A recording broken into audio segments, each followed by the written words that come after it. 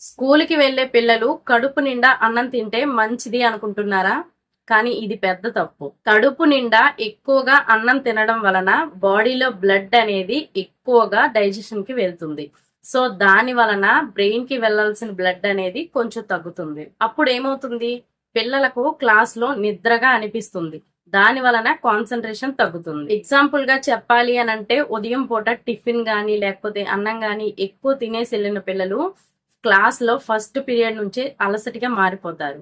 దాంతో పాటుగా పిల్లల్లో ఫోకస్ అనేది తగ్గి ఆవలింతలు లాంటివి రావడం మొదలవుతాయి.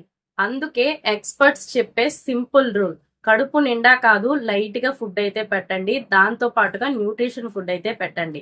ఇలా తింటే ఎనర్జీ ఉంటుంది. కానీ నిద్ర అయితే రాదు. అందుకే పేరెంట్స్ గుర్తుపెట్టుకోండి స్కూల్‌కి వెళ్ళే పిల్లలకు కడుపు నిండా కాదు లైట్‌గా బ్యాలెన్స్‌డ్‌గా అయితే ఫుడ్ ఇవ్వాలి. ఏకం ఫుడ్ పెట్టకుండా ఉండమని చెప్పడం లేదు. లైట్‌గా అయితే పెట్టండి. దాంతో పాటుగా న్యూట్రిషన్ ఫుడ్ అయితే పెట్టండి. దీని వలన పిల్లల్లో కాన్సంట్రేషన్ అనేది ఎక్కువగా పెరుగుతుంది.